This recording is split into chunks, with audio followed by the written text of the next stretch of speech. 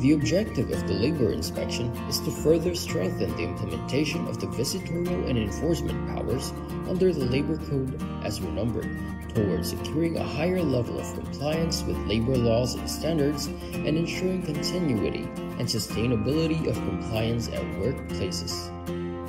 For this purpose, the Department of Labor and Employment delegates this function to the regional offices with the issuance of a list of labor inspectors who are given the authority of conduct inspection, which covers all private establishments, including their branches and workplaces in the regions.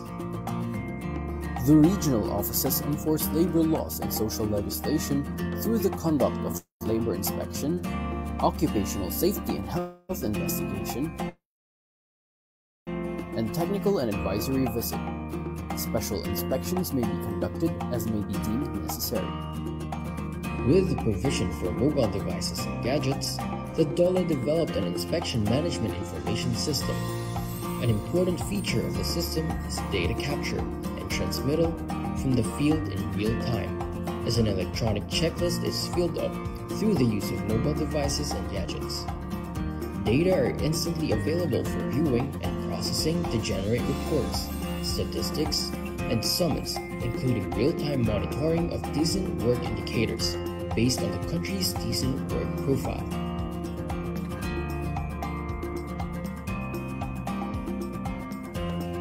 The TAV, or Technical and Advisory Visit, aims to provide assistance to the micro-establishments, or establishments that have 1 to 9 employees, to be sustainable, productive, and competitive. It also aims to transition our micro-establishments to the formal economy that is profitable, while also complying with our labor laws and occupational safety and health standards. There are different ways or modalities to avail TAV. First is the online method. Establishments can enroll in the self-paced technical and advisory modules through our learning management system. For establishments that opted to go with online, they must accomplish the modules within 1 month from the time they registered. Second is on-site. The DOLE regional, field, and provincial offices conduct on-site or face-to-face orientation for the technical and advisory services, wherein micro-establishments are invited to attend. Third is hybrid setup. Establishments can enroll in on-site sessions and attend virtual meetings or webinars using various online platforms like MS Teams, Viber, Skype, Zoom, or Google Meet.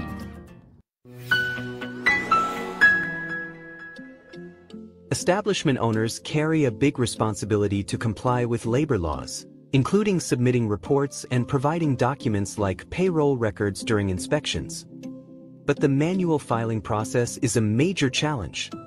They need to spend time, money, and effort to fill out forms and deliver them to the DOLE office, often dealing with traffic and delays.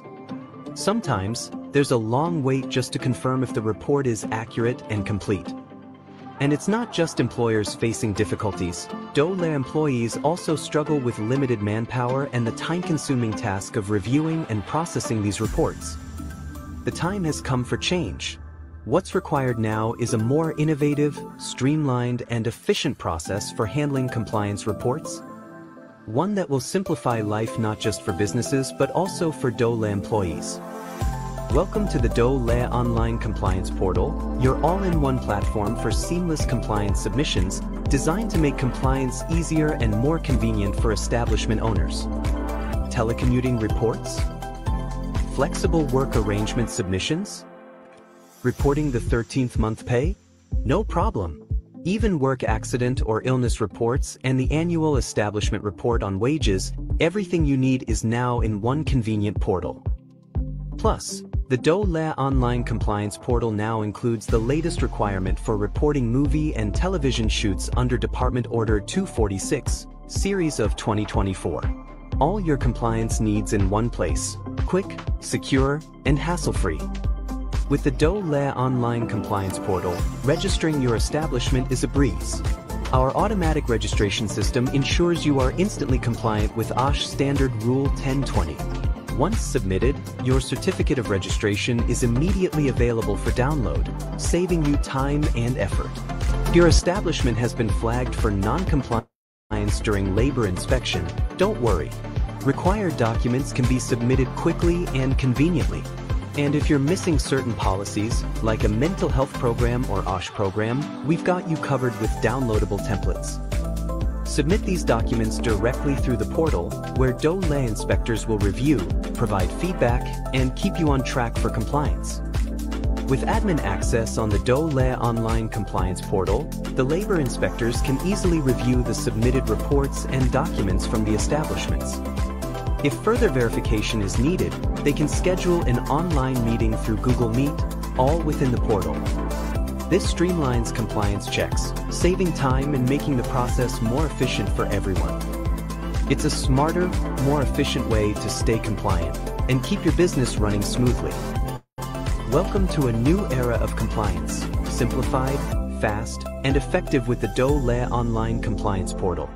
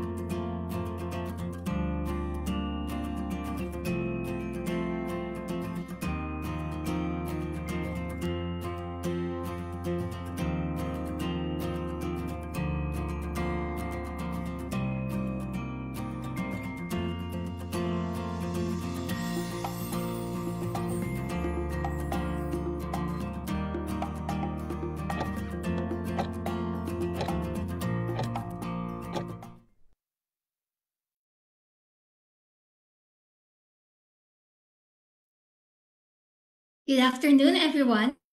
Welcome to another episode of Webinar Wednesdays of the Department of Labor and Employment, hosted by the Bureau of Working Conditions. I'm Saibal Ann C. Regalado, and I'll be your moderator for today's webinar. Last week, we learned about the PhilHealth Yakap Orientation, which highlights financial protection for every Filipino. And now, sa Season 3, Episode 37, our topic is Value in Numbers, Integrated Survey on Labor and Employment. But before we begin, let us start our session with a short prayer. Dear Heavenly Father, we come before you today with hearts full of gratitude for the opportunity to gather in this webinar. We thank you for the gift of technology that allow us to connect, learn, and grow even from afar. We ask for your guidance and wisdom for every speaker and participant, so that we may share valuable and inspiring insights. Help us listen with open minds and hearts, eager to learn from one another. Grant us clarity of thought and expression, making our discussions meaningful and impactful. We pray that this session fosters understanding, collaboration, and the sharing of knowledge that benefits everyone.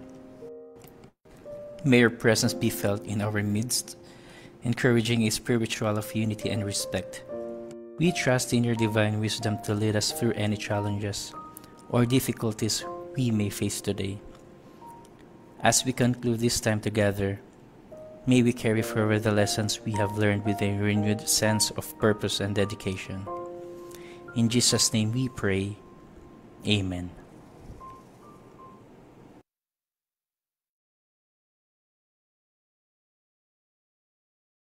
Magandang hapon po ulit and hello po to our Facebook viewers.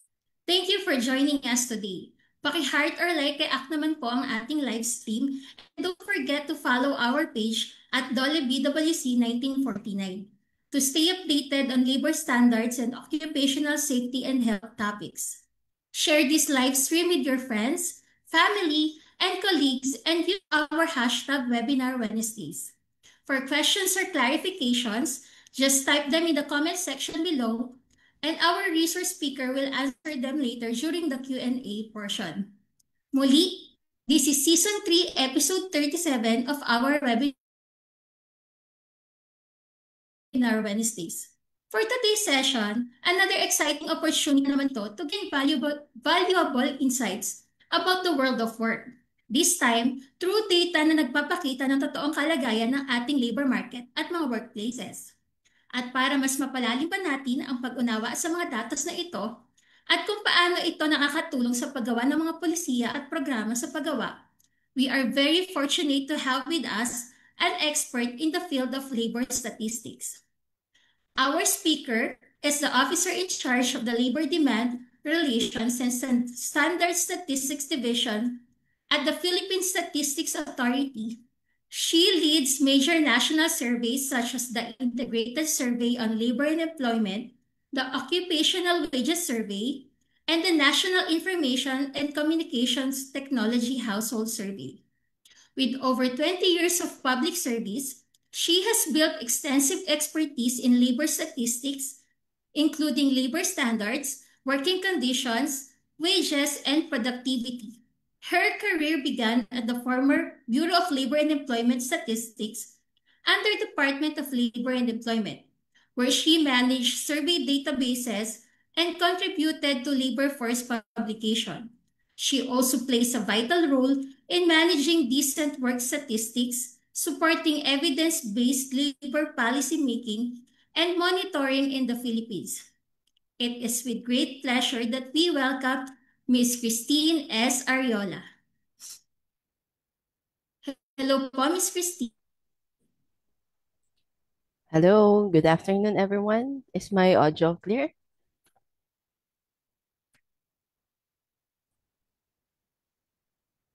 Yes, good afternoon. Good afternoon po sa lahat ng mga taga-subaybay ng Wednesday webinar natin. Good afternoon.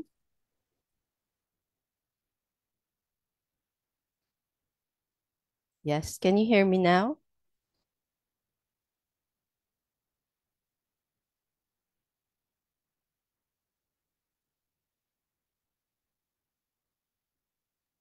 Yes, ma'am, loud and clear. Go ahead po with the presentation. Thank you. Okay, so I'll be presenting the results of our latest survey, the Integrated Survey on Labor and Employment. So for the outline, next please. The survey information, what are the core indicators of the Integrated Survey on Labor and Employment, the results of the 2023-2024 ISLE, and what are the products and services that we have from this survey. So to start off, let me present the information, a brief background about the survey. Next, please. So the ISLE, what we call the ISLE, is a national biennial survey of formal establishments by the Philippine Statistics Authority. So ang mga respondent namin po dito are formal establishments, and then it is conducted every 2 years. So it is a modular survey with at least 5 different modules covering employment, topic on employment, workers' welfare and protection, industrial relations practices. So what are the uses of the data we gathered from the ISLE? First, it is used as inputs to policies and program and formulation of employment, conditions of work, and industrial relations. Second, it is input to SDG Goal 8. So we have the Sustainable Development Goals in which we monitored Goal 8, which is the goal on the promote, sustain, inclusive, and sustainable economic growth, full and productive employment, and decent work for all, particularly on SDG indicator 8.8.1. And then third, it is input to studies in trends and practices to assess the progress of decent work in the country. So may mga decent work indicators tayo from the survey that we are monitoring to assess the progress nga po ng decent work. And then also, it is an alternate source of information. So we have the Philippine Development Plan on Chapter 4 on the percentage of total number of establishments provided with technical assistance that installed or enhanced productivity performance-based incentive schemes. And also, it is a source of information of ILO Convention 160 and Labor Statistics Recommendation 170. Next, please. Okay.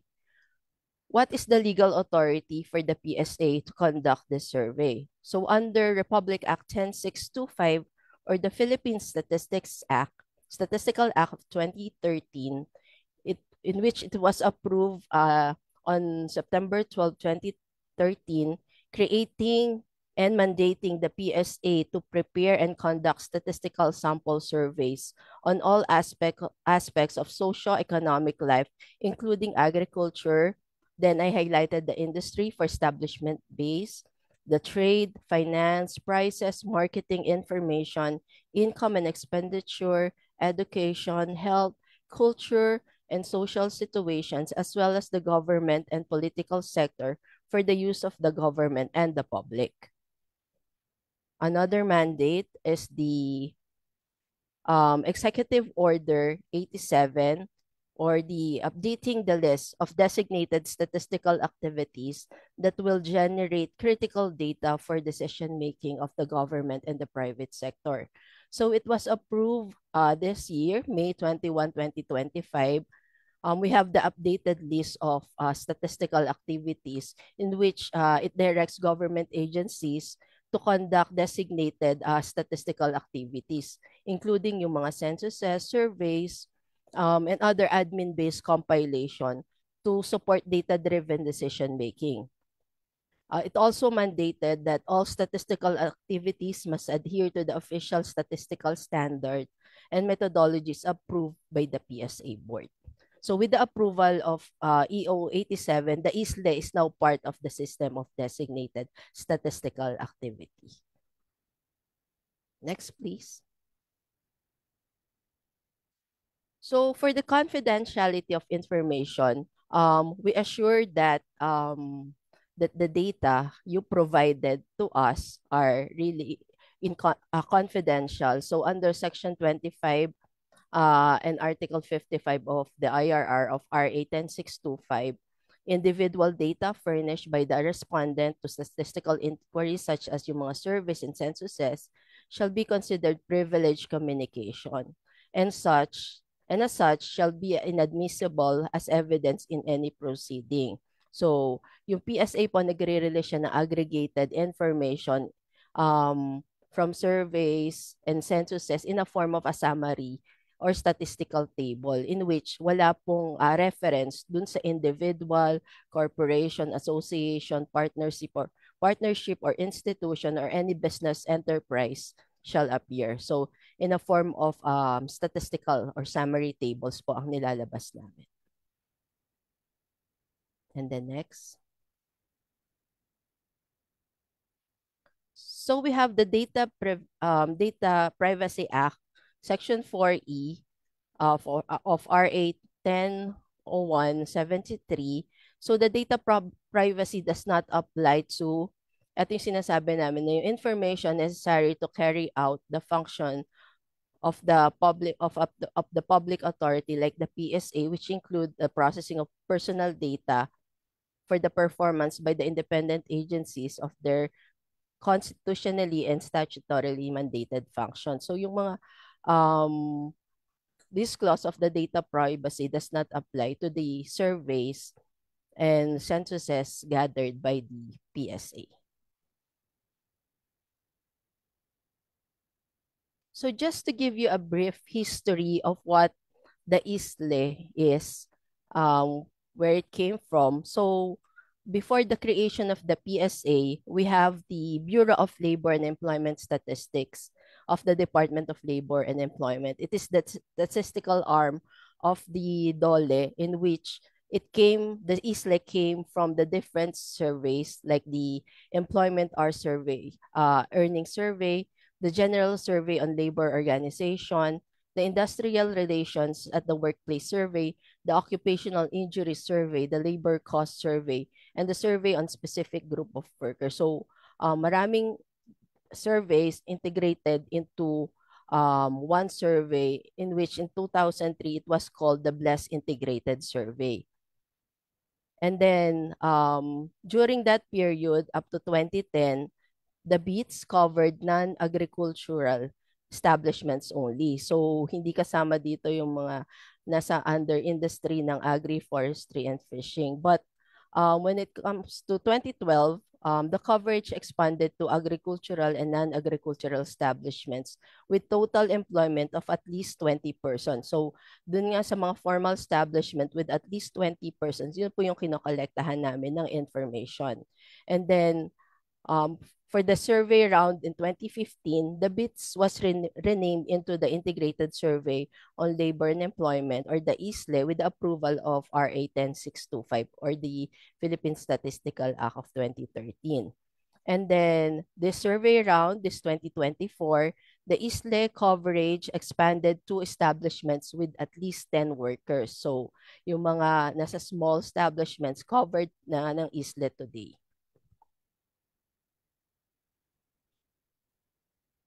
Okay, for the scope and coverage of the survey, our sample size is 16,600 establishments with employing at least 10 or more workers. As mentioned earlier, starting 2024 round, we expanded our coverage to those establishments with at least 10 workers. And then the frequency is it is conducted every 2 years. And then the industries covered includes the 18 major industries based on the 2019 updates to the 2009 Philippine Standard Industrial Classification Code, except for etong mga industries na to, since ang kino-cover nga natin are establishments, so we excluded these industries, yung O, yung public administration and defense, compulsory security, social security, the industry T, the activities of households as employers, and then U, activities of extraterritorial organizations and bodies. Excluded din yung mga public hospitals and public education facilities. Next, please. So as you can see in this slide, the ISLE has different reference period. Basically, the calendar year 2023 and as of August 31, 2024. So we have 7 modules of the ISLE. First is the establishment's profile with reference period as of August 31, 2024. The employment of specific group of workers as of August 31, 2024. The occupational shortages and surpluses, September 1, 2023 to 31 August 2024. And then we have the job-related training of workers with calendar year 2023, the occupational safety and health practices with reference period calendar year 2023, the occupational injuries and diseases CY 2023, and the productivity improvement program and gain sharing practices with calendar year 2023. So we have, for this survey round, our response rate is 90.6%. So mataas siya. So the estimates are reliable and we can generate up to the regional level for some of the indicators. So we now go to the core indicators. Ano ba yung mga core indicators that we can get from the different modules of the ISLE? Okay, for establishment's profile, we have the main economic activity, the legal organization or economic organization, and then the union density rate, the CBA coverage rate. Then for the next module, the employment of specific group of workers, we have the type of employees, the young workers, the elderly workers, the PWD workers, who are the workers paid at the exact minimum wage, the time-rated workers, commission workers, the output-rated workers, the non-regular workers, workers who works on evening or graveyard shifts, and then the job contracting and outsourcing. For the other modules, for the occupational shortages and surpluses, we asked about the number of job vacancies, the job title, the level or status of the position, whether they are regular or non-regular, the category, whether they are hard or easy to fill, the number of applicants, and then the recruitment period, the criteria for which the establishments are looking for their vacancies, like the educational requirements, the degree or course, the required job specialization and skills, and then the required span of experience, and then the job search method. For the next module, the job-related training, we have the number of job-related trainings, the training providers, the employees trained, and the training costs. Next, we have for the occupational safety and health practices, we asked about the preventive and control measures, the occupational safety and health policies and programs, the safety and health related trainings and seminar, and the designated safety and health personnel in the establishment. For the occupational injuries and diseases, we asked about the cases of occupational injuries, the measures of safety performance, the cases of occupational diseases, and then the commuting accidents. For the productivity improvement program and gain sharing practices, what are the productivity improvement programs implemented and who are the employees covered? And then the gain sharing practices and the employees benefited from the gain sharing. Okay, we'll now go to the results. These are some of the key highlights. As you can see earlier, we have many indicators. So I'll be presenting the key highlights of the 2023-2024 ISLE. So the first module is on the establishment's profile, in which we ask the presence of union and collective bargaining agreements. Next, please. So in 2024, the survey results showed that among the 96,409 establishments employing 10 or more workers, 2,914 establishments or only 3.0% have registered unions. Of this total establishments, were found to have existing collective bargaining agreements with 2,409 or around 2.5% of the establishments have CBAs. Next, please. In terms of the top major industry group with highest number of unionized establishments, 970 or 33.3% were under financial and insurance activities.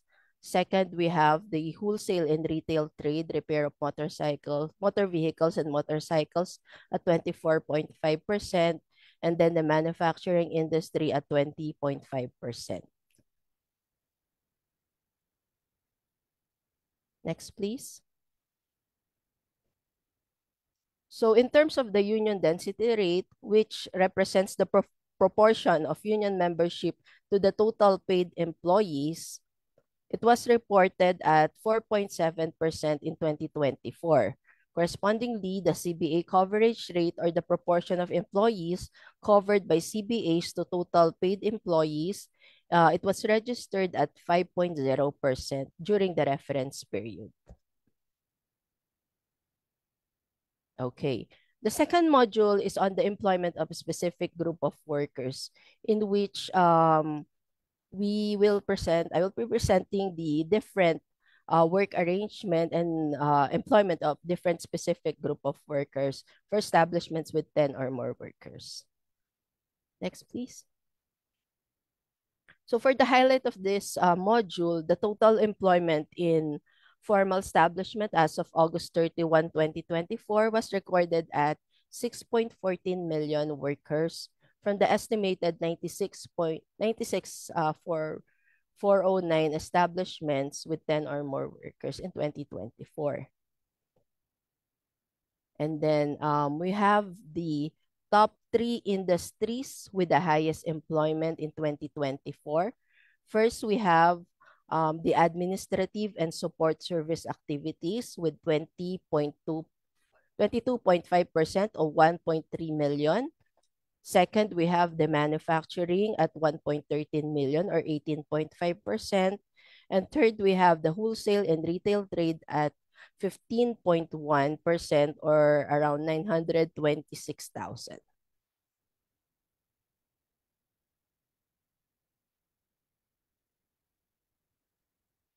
Okay, for the paid employees by type of workers, the paid employees in 2024 comprise of 99.1% of the total employment.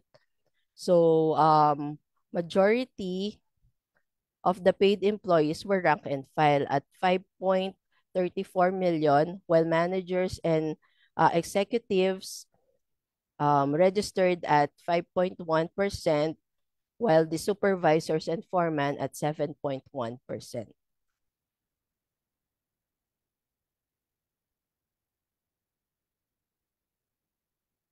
Of the total 5.34 million rank and file workers, majority were regular workers at 79.1%, while the remaining 20.9 were non-regular workers. So the non-regular workers were further divided into the following type. We have the probationary workers at 10.2%. We have the contractual and project-based workers at 6.9%. We have the casual workers with 2.8%. And the remaining 1% were the seasonal workers and apprentices.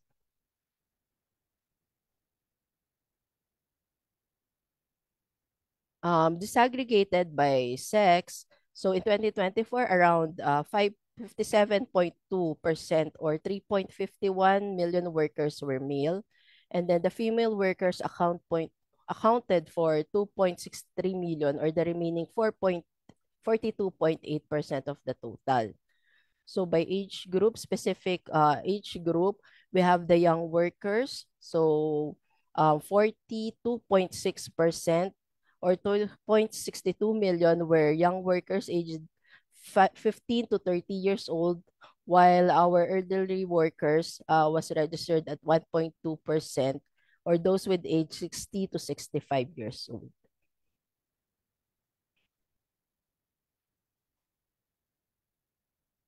Okay.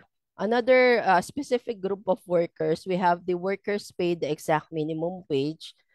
So 1.18 million or 19.2% of workers were paid the exact minimum wage rates fixed by the RTWPBs or the Regional Tripartite Wage and Productivity Board. So we also have those night shift workers or those workers that work on shift that fully or partly cover the hours of 10 p.m. to 6 a.m. window was registered at 10.1% or around 622,675 workers.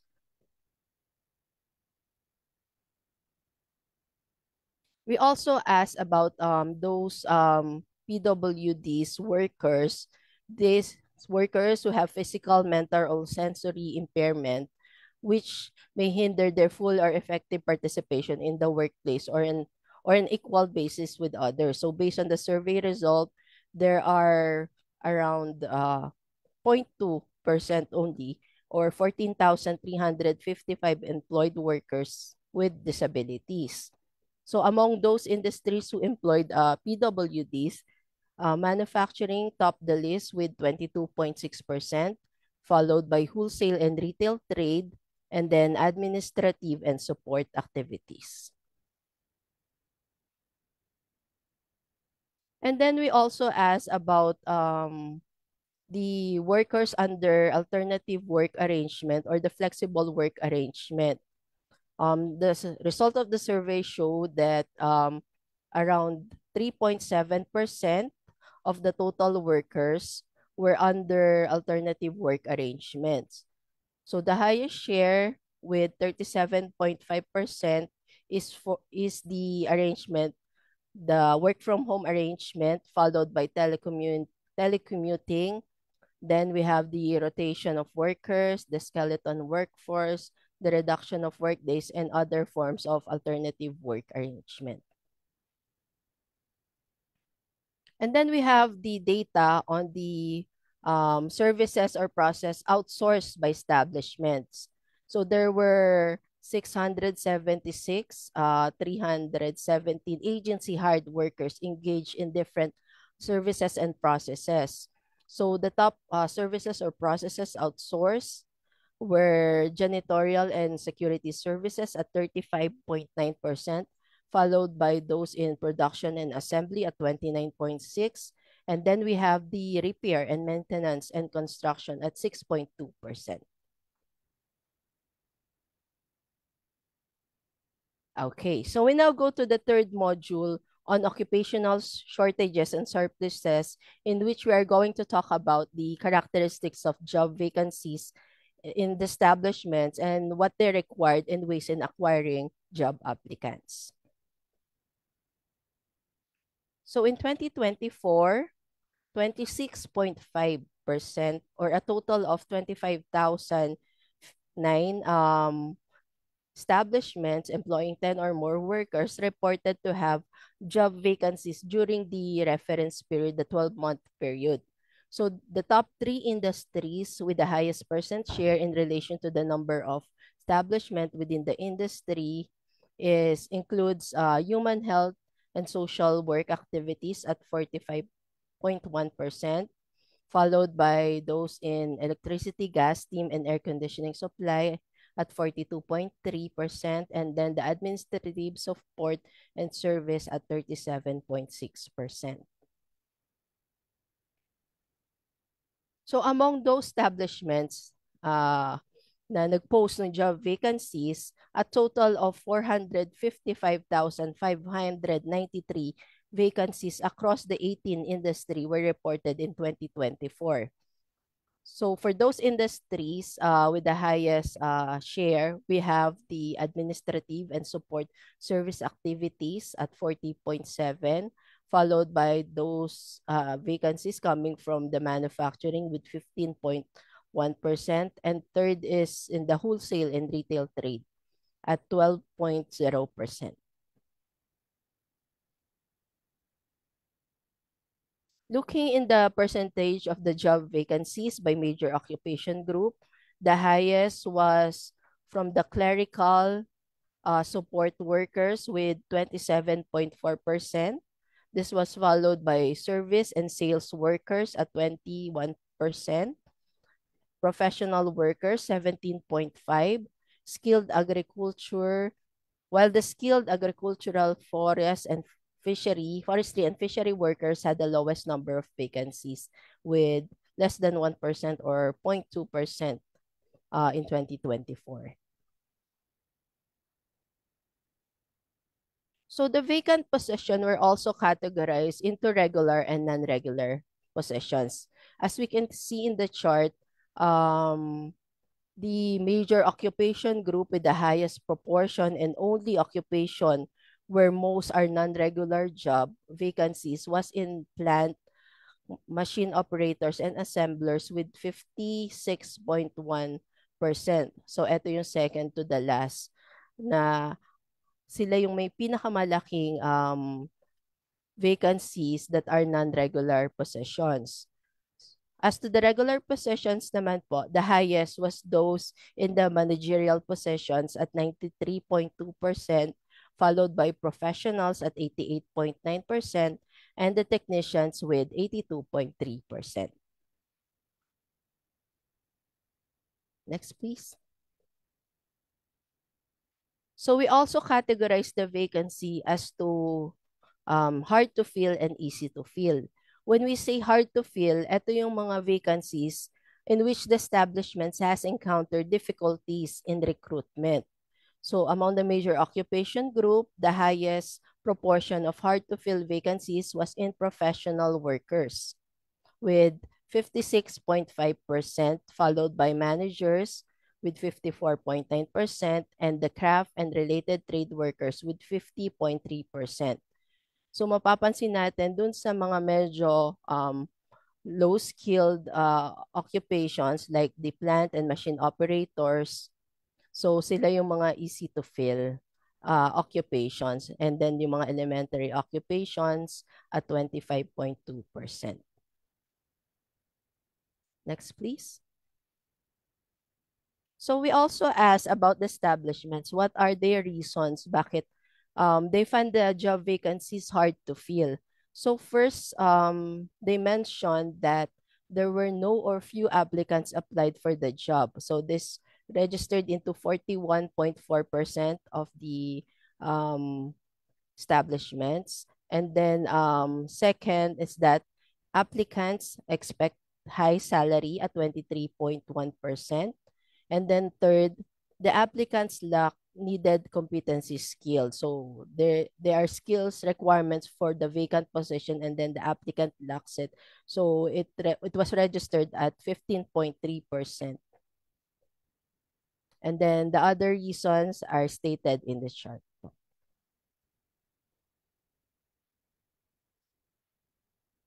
Okay. For the um, top 5 methods in filling up job vacancies, employee referral was the top method in finding a suitable job applicant for the position at 76.3%. The second most popular popular method, is hiring or acquiring job applicants through walk-in applicants at 55.6%. Third is by word of mouth. And then fourth is advertisement in social networking sites like yung mga FB, TikTok. And then the fifth is the most the fifth is the most popular method is posting in job portal. So I heard from some HR manager, actually they are looking into the SOCMED accounts of those applicants para dun sila background investigation. So siguro dapat yung mga applicants be careful in posting sa mga social media page since the mga HR manager are looking at your mga pages. Okay, next. So we have the job portal used by the establishment in acquiring job applicants. So among those establishments, they have declared posting of job vacancies in job portals, particularly the highest was in JobStreet with 60.4%. We have the PH Indeed at 38.0%, the LinkedIn. We have also the Dolefil JobNet at 11.5%. The others like MyNemo, Caliber, and other job portals were used by the establishments. So the next module talks about the number of trainings provided to workers by their employees in the exercise of their work. So the total number of establishments that provided job-related trainings in 2023 was 27,572 or 28.6%. So the highest percent share of establishment to industry total was in electricity, gas, steam, and air conditioning supply, followed by education, except public education, and then the financial and insurance industry.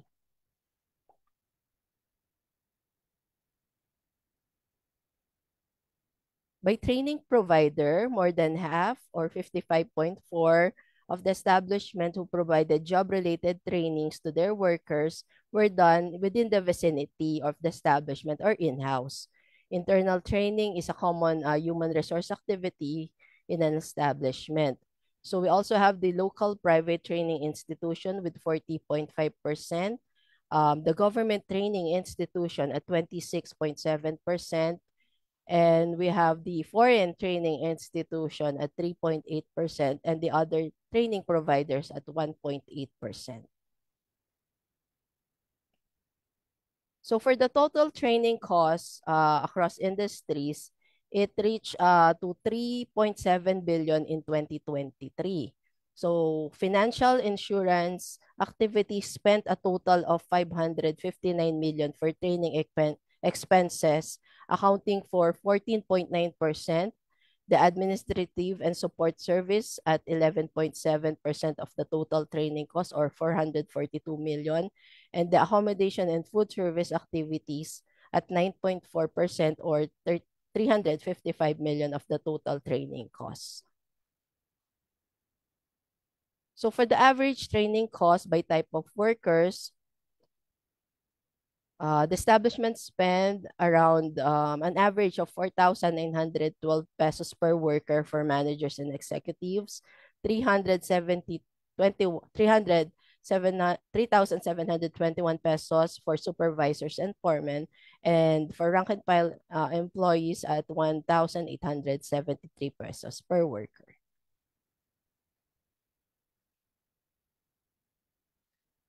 So we have the next set of data, which came from the module of the Occupational Safety and Health Practices. This is a rider module from the Occupational Safety and Health Center, which is, an attached agency of the Department of Labor and Employment. So we have the results here. The first is for the conduct of preventive and control measures activities. 91.9%. So medyo mataas yung compliance ng mga establishments in terms of preventive and control measure activities against safety and health hazard. So looking to the highest percent share to industry total, we have those establishments under the electricity, gas, steam, and air conditioning supply had the highest at 96.7, followed by human health and social work activities. And then we have the construction at 95.1%. So ano ba yung mga top 3 preventive control measures conducted by establishments?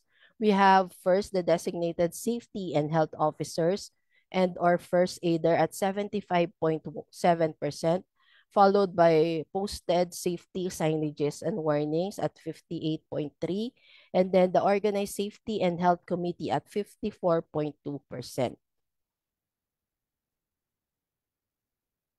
Then we have the OSH policies and programs implemented by establishment. So those establishments, 88.5% had implemented OSH policies and programs.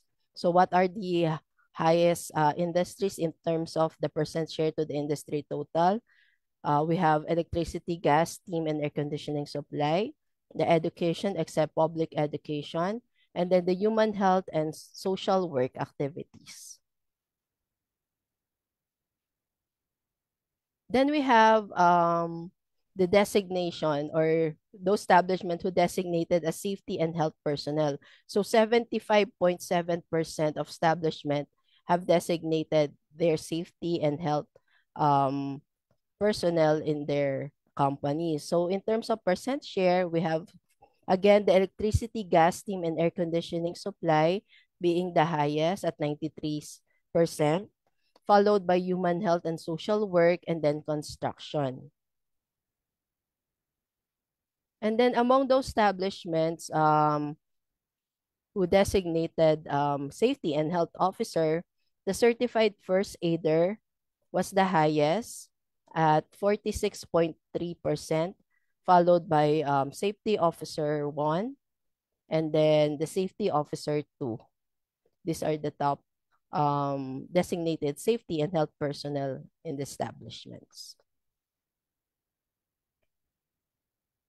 So we also asked those establishments who availed OSH-related trainings and seminars, 80.6% answered that they have availed this OSH-related trainings and seminars in 2023.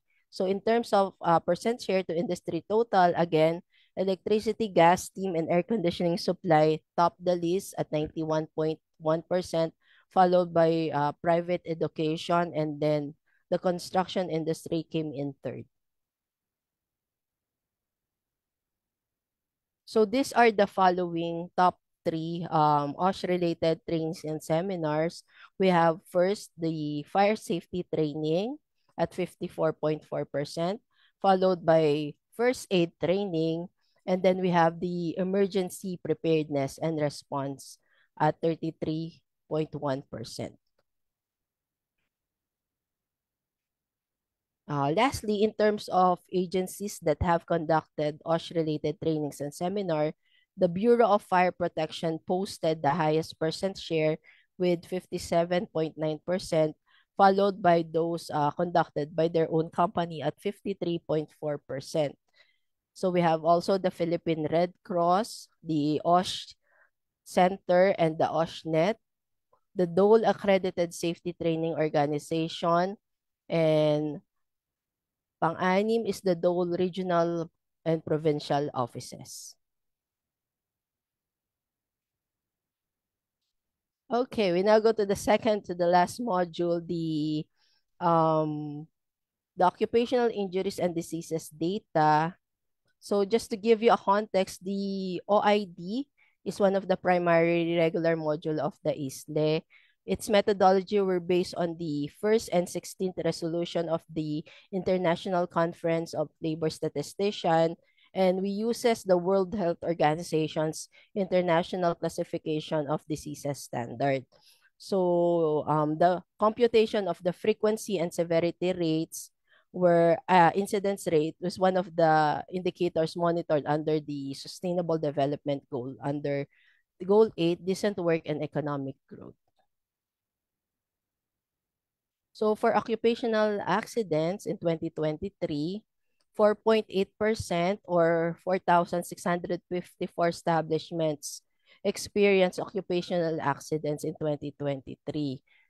And then a total of 25,530 cases of occupational accident in the 4,654 establishments reported nationwide, was reported nationwide for those establishments employing 10 or more workers.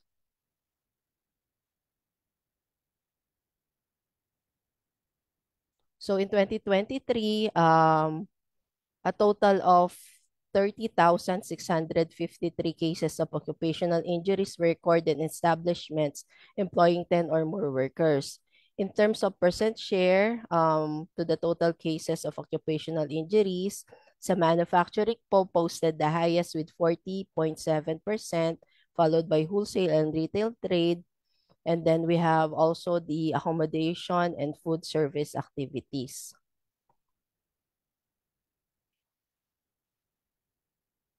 So the next chart, pinapakita lang dito of the total cases of occupational injury, 99.0% were non-fatal cases naman po. But we have 318 cases or 1% that are fatal.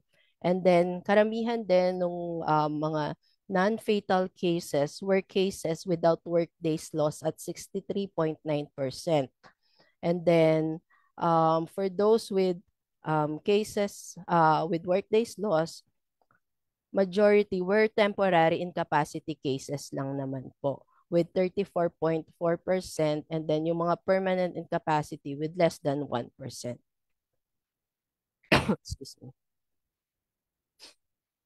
So for the measures of safety performance, the frequency rate measures how often or gaano kadalas yung injury with work days loss occur, taking into account yung total time of workers were exposed to the risk to the accident during the reference period. So the frequency rate was 0.66, meaning that about 1 case of occupational injuries with lost work days for every 1 million employee hours work were reported. The incidence rate naman on the right side measures the number of new cases of occupational injuries with work days lost in relation to the total number of workers exposed to job-related risks during the reference period. So in 2023, the incidence rate was 1.80, meaning that about 2 cases of occupational injuries with work days lost for every 1,000 workers. Another is the, next please, we have the severity rate or gaanong kaseryoso yung occupational injuries by looking into the amount of time lost due to these injuries in the relation to their hours na actually work. So the severity rate in 2023 was 3.52, which means there were about 4 workdays lost due to temporary incapacity for every 1 million employee hours work was reported. And then we have the average workdays lost. The number of workdays an injured person is temporarily unavailable to work. And then on an average, about 6 workdays lost per case of occupational injury, resulting to in temporary incapacity. So saan ba yung most cases of occupational injuries with workdays lost in 2023? By type of occupation, we have the plant and machine operators and assemblers with 3,667 cases or 33.1%.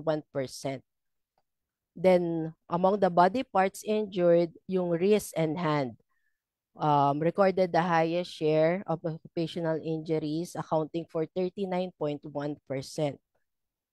Then, by type of injury, these are the highest was injury caused by open wounds. So, these are cuts, animal bites, laceration, or punctured wounds, which accounted for 42.6% of the all reported cases.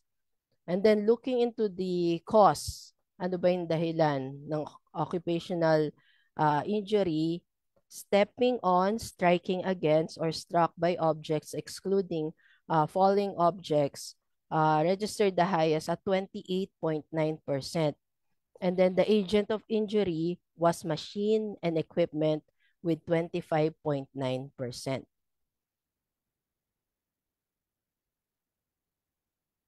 Next, I'll be presenting the results of the occupational diseases. So, in terms of occupational diseases, it was recorded at 7652 cases of occupational diseases in establishments 10 or more workers in 2023. The most common type of disease suffered by workers was back pain at 30.7%, followed by neck and shoulder pain at 11.6%, and occupational dermatitis or skin condition due to chemical agents at 9.4%.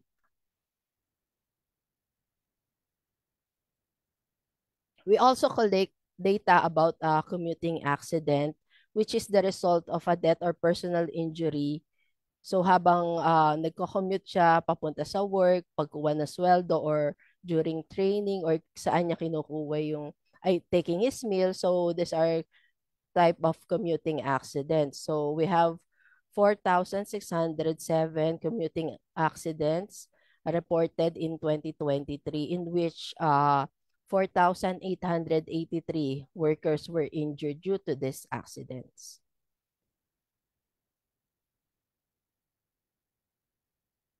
Okay, we now move on to the next module, which is the rider module from the National Wages and Productivity Commission, which is also attached agency of the DOLE, the Productivity Improvement Program and Gain Sharing Practices. Next, please.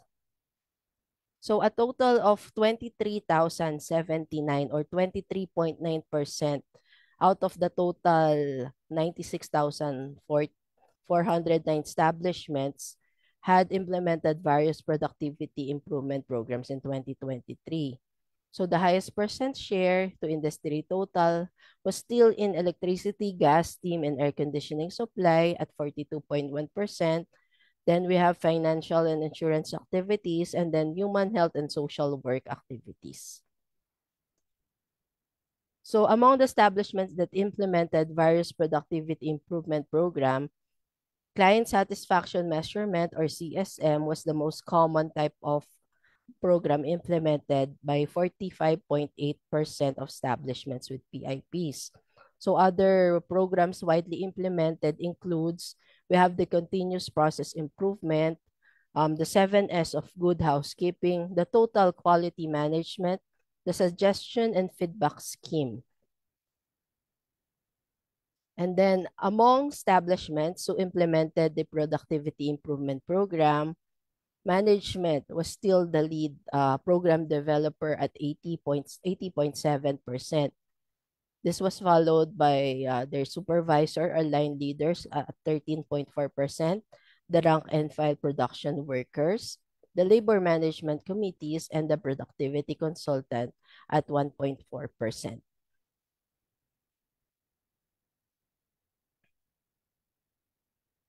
For those establishments, 10 or more worker, 36,863 or 38.2 registered that they have gain sharing scheme and practices. So among those, this corresponds to 38.2% that provided incentives or bonuses to their for the improved performance of their employees. Among the establishment with gain sharing scheme that provided the usual form of non-cash incentive was grocery items at 49.5%, gift certificate at 35.9%, and the subsidized travel or leisure at 5.4%. So we now go to the products and services. Let me give you a run through of the products and services in which we can get the results of the data from this survey. First we have posted several issues of press releases in the PSA website highlighting the results of the different modules, not only of the ISLE, but the other surveys of the PSA. Next, we have included in the press releases are infographic materials that is very useful to visualize the results of the survey. We also have statistical tables for the complete list of tables per modules, which you can download in Excel and PDF forms. So you can see the URL on the screen. Ayan po yung link.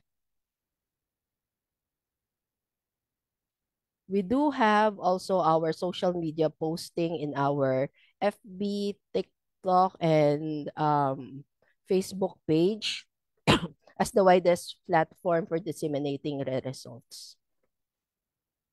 We also have our statistical reports for the complete highlights and tables. So this can be found in our PSA digital library through our website, the psa.gov.ph. And then we have the open stat database for the time series data. If you want the time series information, you just visit our open stat database, and which the URL is also located, shown on your screen. And then for the survey documentation as to the questionnaire, operations manual, metadata, and other information on the past surveys of the PSA, including this ISLE, you may visit our PSA Data Archive portal. And then for researchers, we have our data enclave facilities in which you can use the actual data set to tabulate your required outputs, syempre with the guidance of our data enclave personnel. So this is located at the 9th floor of the PSA complex. For reservation, you may want to visit the facility or email us at info@psa.gov.ph. We also have conducted recently our National Data Dissemination Forum for the results of the 2024 Occupational Wages Survey and the 2023-2024 ISLE. So starting November to December, we'll be having our regional data dissemination forum to the rest of the regions in the country. So for other information or query, you may contact us through this following site. So thank you very much for listening, everyone. Maraming salamat po.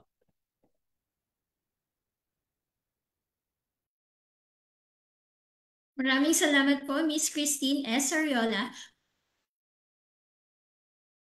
for sharing your insights about our latest survey on labor and employment. Sigurado po ako na maraming natutunan ng ating mga viewers mula sa inyong presentation, lalo na kung paano nakakatulong ang ISLE data sa pag-unawa ng mga employment trends, workers' welfare, at kalagayan sa mga workplaces sa iba't ibang industriya. Ms. Christine? Ready na po ba kayo to answer some of the questions from our viewers? Yeah, sige po. All right. So now let's proceed to our question and answer session. Our first question po, bakit po kailangan ng survey ng labor and employment? Para saan po ito?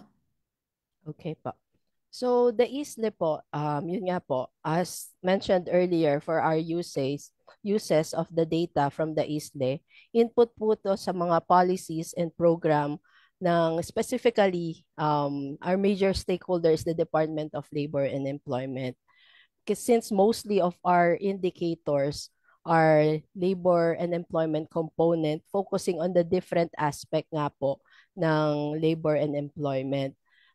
So the data we gathered complement actually the data from the administrative gathering collect or administrative data from the Department of Labor and Employment. So ganun pong kaimportante ito na may basis tayo survey data, and then we have also the administrative data from DOLE as to complement para makita talaga natin yung real picture and situation ng ating mga manggagawa at sa buong bansa. So I think that's it, the answer for that question po. Next question po, we want to be part of the survey. How can we participate? Ay, maraming salamat po. But yun nga po, this survey po kasi, yung mga respondents po namin is randomly selected. So we have the list of establishments in which we gathered, and then we have the survey systematic sampling design in which yung mga respondent po natin ay sineselect through a systematic procedure. So, hindi po kami nagpipinpoint ng ikaw dapat sumali ka, ikaw ganun po. So, this survey po, kung randomly maselect po kayo, maraming salamat po at you will participate through this survey. As a college student, what can I learn from the ISLE? Okay. As a college student, siguro one of the important module din kasi nito, if you look for work, what are the recent job vacancies? Ano ba yung mga hinahanap ng mga establishmento, mga qualification when it comes to a particular job vacancy in which pwede mong paghandaan as a student to improve yourself, or if you need additional trainings to improve or to learn more. So I think the ISLE is a better, you can get answer from the ISLE on what are the vacancies or what are the recent vacancies needed by the establishment and the qualification they are looking for a vacant position or for an applicant. What will happen if tumanggi mag-participate sa survey? Ayan. Yan po. Isa sa mga workout namin, as much as possible, we want po sana na full coverage. I mean, everyone will answer the survey. But yun nga po, the survey is mandated by law. And as much as possible, our enumerators or our field personnel, ginagawa nila lahat ng paraan for everyone to participate for those sample establishments. So, yun nga po, nakikiusap kami kasi we have this law for you to follow po that mandating talaga the PSA to conduct this kind of surveys and data gathering activities po. Next question po, Ms. Christine. As an HR po, paano kaya daw nila magagamit ang statistics na ito? Halimbawa po sa OSH. Yes, for example, karamihan nga po ng mga respondents namin were HR managers, OSH practitioners, and even union leaders in the establishment. So, yun nga po, the data we have is available through our website in which you can see po ano ba yung mga OSH policies and programs na ini-implement ng establishment, paano natin mapoprotektahan yung ating mga workers. We can introduce policies and programs for the protection ng ating mga workers. So, pwede natin gawing basis yung mga statistics or yung mga data na makukuha natin from this survey. So, yun nga po, ang rawa kasi nung ISLE, it's a wide range of data from labor standards, labor relations, and even employment. So marami po talaga kayong makukuha from the ISLE modules. Next po, ano yung role ng PSA in addressing issues determined through the surveys? Yes. So the ISLE, the PSA in particular, we gather this data for the establishment base, and also we have some household information, household-based data. So this data can recommend policies or in addressing those relevant issues. So hindi po kasi we have the DOLE and the other agencies who do the policy intervention or program intervention for these issues. But we recommend we provide this data. Ito po ang situation natin. So you can address this issue through your policies and program implementation or interventions po. So the PSA roles lies on the providing relevant and quality data to assure na may basis po yung mga polisiya at programa ng ating mga departamento or agencies that providing program and policy interventions po.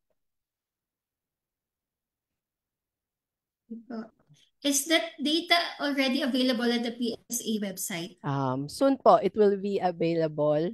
So we are just waiting for the approval of the release. So we'll just wait po within the year po magiging available po yung mga mentioned kong data or presented kong data kanina. So it will be available po through our website, through our even in our we'll be posting updates through our Facebook page and social media pages po.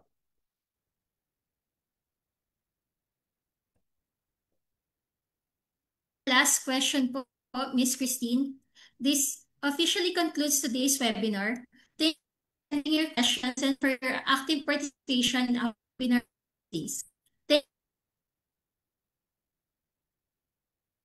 Ms. Christine S. Arion, officer in charge of the Legal and Standard Statistics Division at the Philippine Statistics Authority, for sharing information about the Value in Numbers Integrated Survey on Labor and Employment.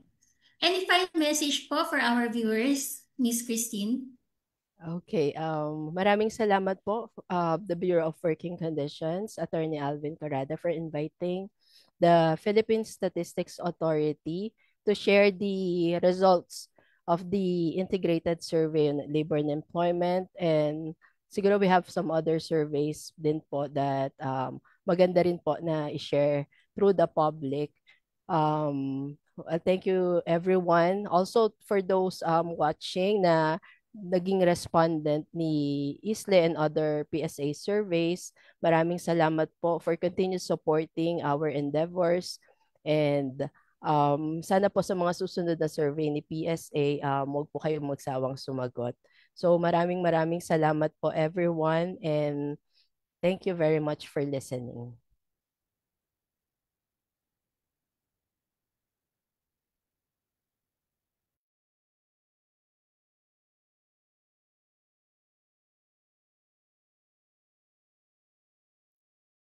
Once again po, thank you po, Ms. Christine. For the viewers po, if you have further questions, you may also send us an email at us@bwc.dole.gov.ph or call our DOLE hotline 1349. Again, please follow us at DOLE BWC 1949 on Facebook, X, formerly known as Twitter, YouTube, and Viber to stay up to date with the latest announcements and activities from BWC and DOLE. If you miss any of our webinars, please head to our YouTube channel at doon po mapapanood lahat ng ating #Webinar Wednesdays episodes from Season 1 to Season 3. On behalf of the Bureau of Working Conditions, maraming salamat po sa inyong pakikiisa. Thank you po, Ms. Christine S. Ariola muli. Once again, this is Saibal Ann P. Regalado, your moderator. See you sa ating susunod na episode.